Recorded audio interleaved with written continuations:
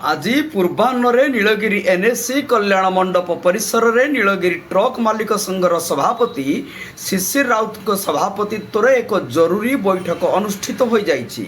उक्त बैठक निमंते आयोजित सभार अन्य मुख्य कार्यकारी संपादक मानस रंजन बारिक, सह संपादक अशोक कुमार दास, उपसभापति निहार रंजन महापात्र, कोषाध्यक्ष वीरेन्द्र कुमार आचार्य, आईनगत वरिष्ठ उपदेष्टा चित्तरंजन षडंगी, पूर्वतन सभापति सुरंजन महापात्र एवं बीजेपी विधायक प्रार्थी धर्मपत्नी स्नेहलता खटुआ प्रमुख उपस्थित थिले।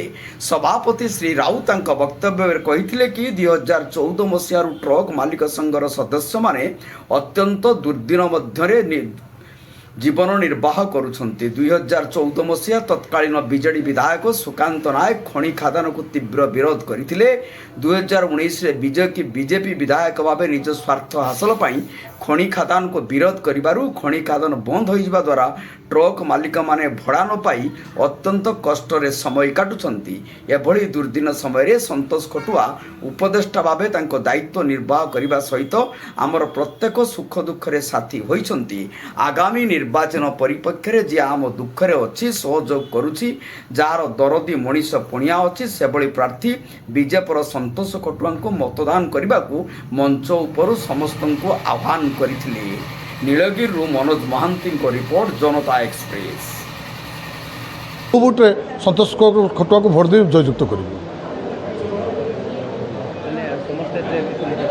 प्रायतः आमर 140 जन मेम्बर रु मु भावुँ 135 जन एकमत देले आम समस्त संतोष खटुआ काम कर एसोसिएशन तरफ डाकी मीटिंग होता आसी खटुआ भोट भिक्षा मांगे आसिले। भोट समस्ते माने समर्थन कले समस्ते खटुआ को जितेबे।